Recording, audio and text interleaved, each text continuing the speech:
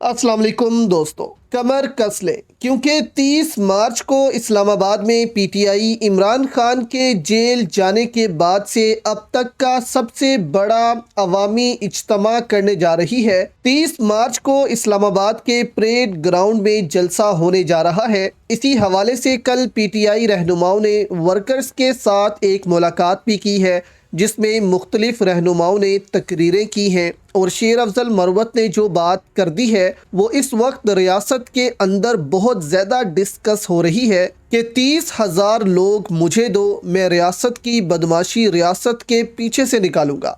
बहुत बड़ा बयान है, ये सारी डिटेल्स आपके सामने रखते हैं और आपको बताएंगे कि 30 मार्च से पहले शेर अफजल मरवत के साथ क्या कुछ हो सकता है। साथ अली अमीन गंडापुर इसमें क्या मदद करेंगे पीटीआई की, क्या केपीके से भी काफले आएंगे। और अफरीदी की स्पोर्ट में दोस्तों एक रिटायर्ड फौजी ने छोटी सी बच्ची को नाजेबा अल्फाज बोले हैं। वो छोटी सी बच्ची पीटीआई की स्पोर्टर शहर बानो है। वो भी डिटेल आपके सामने रखेंगे कि कैसे ये सब अब अपनी बदमाशी पर उतर आए हैं। डिटेल में आगे बढ़ने से पहले दोस्तों इस वीडियो को लाइक भी करें।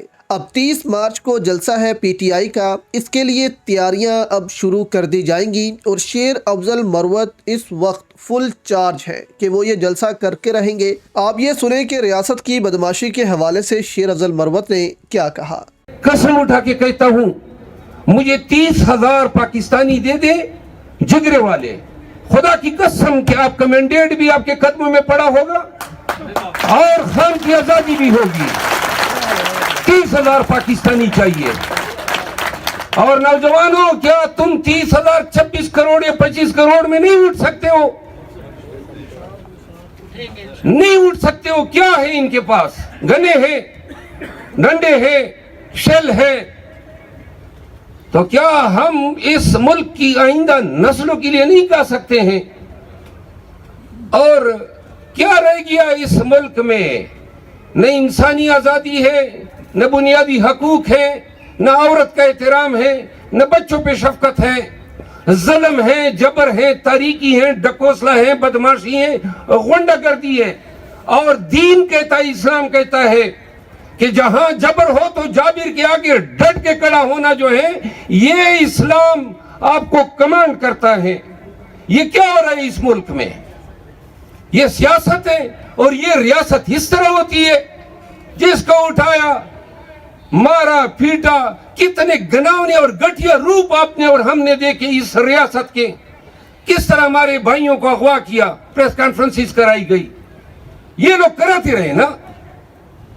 तो लिहाजा अब भी सरनगुओं के जीने से बेहतर है अल्लाह हमें इस जमीन का पेबंदी बना दे। उठना होगा और ऐसे उठना होगा कि वो डराएं या गोलियां चलाएं तो हमने सीना तान के इनके सामने जाना है। इन्होंने कोई रास्ता और छोड़ा ही नहीं है। 30,000 पाकिस्तानी जवान मुझे मिल जाए, मैं कसमन कहता हूं कि इस रियासत की बदमाशी इसके पीछे रास्ते से निकलेगी। तो सुना दोस्तों आपने, अब रियासत कौन सा इदारा अपने आप को कहता है ये सबको मालूम है और शेर अफजल मरवत को खुद भी मालूम है, लेकिन फिर भी उन्होंने ये धमकी लगाई है रियासत को।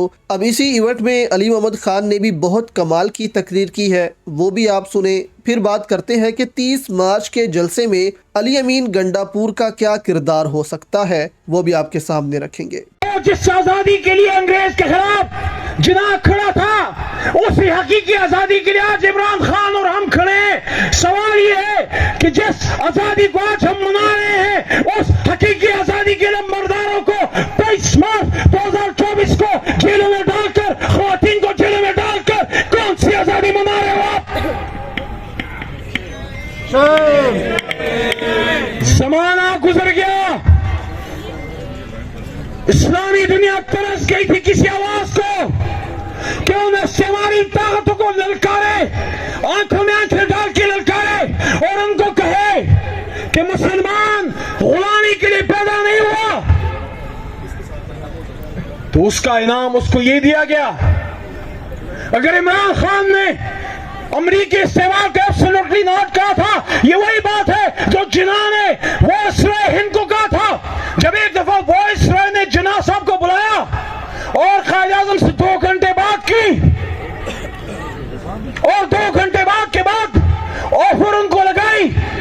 tribe? Why do you want a truncated part of India? Why don't you become a governor general of the whole United India? Quaid Azam 2 گھنٹے خاموشی سے سکتے رہے, پھر کھڑے ہو گئے, بغیر کچھ بولے چل دیے, خاموشی سے چل دیے. وائس رائے نے پیچھے سے آواز لگائی کہ مسٹر جنا at least say something, answer me. Quaid Azam تاریخ دان لکھتے ہیں کہ قائد اعظم واپس مڑے, اپنی ٹوپی ٹھیک کی, آنکھوں میں آنکھیں ڈال کے کہا کہ وائس رائے, میں اپنے مسلمانان ہند کا ضمیروں کا سودا کرنے نہیں آیا تھا آپ کے پاس. تو وہی بات عمران خان نے کہی کہ absolutely not, نہیں دوں گا پاکستان کی ایک انچ زمین بھی تمہیں. یہ تو وہی میسج ہے جس پہ عزیز بھٹی. اب اس کے علاوہ دوستو اسلام آباد میں دھرنا بھی دیا تھا. کل رات صدام خان ترین نے پی ٹی آئی کے ورکر ہیں اور ان کو بھی فارم 47 کے ذریعے ہرایا گیا. انہوں نے اسلام آباد میں دھرنا دیا کل رات, اور کل پولیس نے ان پر دھاوا بھی بول دیا, اور صدام حسین بہت مشکل سے وہاں سے بھاگے گرفتار ہونے سے, کیونکہ پولیس ان کو گرفتار کرنا چاہتی تھی لیکن وہ خود کو بچا کر وہاں سے بھاگے. اب اس ایونٹ کے بعد شیر افضل مروت سے سوال بھی ہوا کہ اگر اسلام آباد میں جلسے کی اجازت نہیں ملتی تو آپ کیا کریں گے. اس پر شیر افضل مروت نے کیا کہا, یہ آپ سنیں.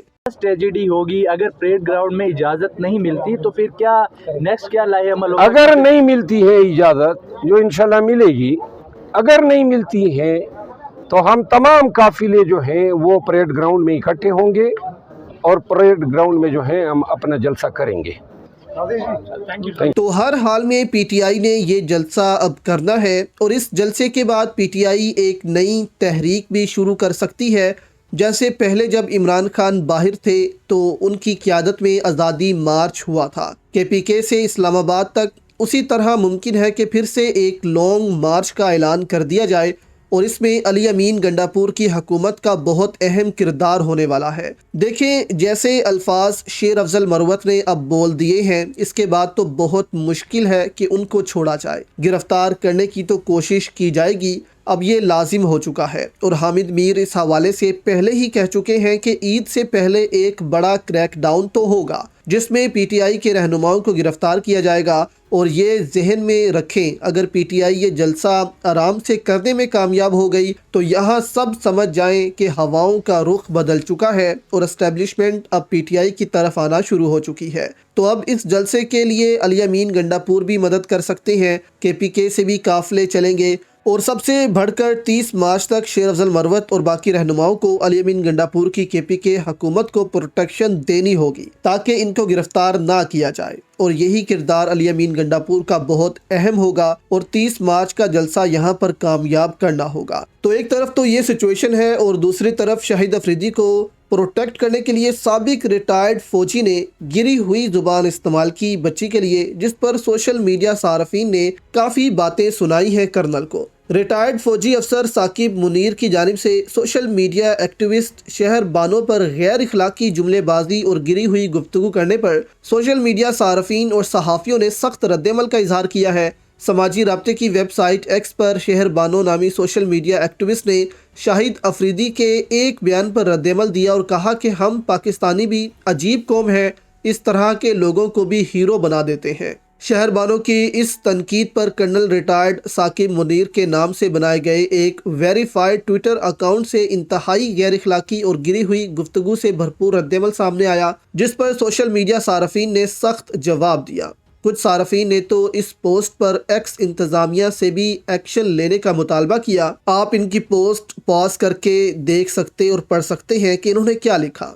صحافی اکبر باجوہ نے کرنل ثاقب منیر سے سوال کیا کہ آپ کا تعلق کس یونٹ سے تھا, یہ بتا کر ہمارا تجسس ختم کرتے. احمد وڈائچ نے کہا ان لوگوں کی بچوں کے بارے میں سوچ چیک کریں, یہ حیوان کی شکل میں دندناتے انسان ہیں جنہیں نہ دین مذہب کا پاس ہے نہ اخلاقیات کا, یہ کرۂ ارض کی گھٹیا ترین مخلوق ہے. محمد جنید نے طنزیہ انداز میں بتاتے ہوئے کہا کہ کرنل صاحب نے اپنے فوجی کمیشن اور حب الوطنی کا حق ادا کر دیا۔ سید محمد عفنان ہاشمی نے اس بیان کو شیئر کرتے ہوئے DG/ISPR کو مخاطب کیا اور کہا کہ مجھے یقین ہے آپ کو یہ پڑھ کر فخر محسوس ہو رہا ہوگا۔ تشویشناک بات یہ ہے کہ ایسا انسان اتنے اوپر والے عہدے تک پہنچ کیسے گیا۔ حسان بخاری نے کہا کہ یہ یقین کرنا مشکل ہے کہ ایسا شخص فوج میں کرنل کے عہدے تک پہنچ گیا۔ ہو سکتا ہے یہ کوئی میٹرک فیل کرنل کا روپ دھاڑ کر ٹرولنگ کر رہا ہو، مگر جب میں ملک کے بڑے بڑے عہدوں پر براجمان لوگوں کو دیکھتا ہوں تو مجھے کوئی حیرانگی نہیں ہوتی۔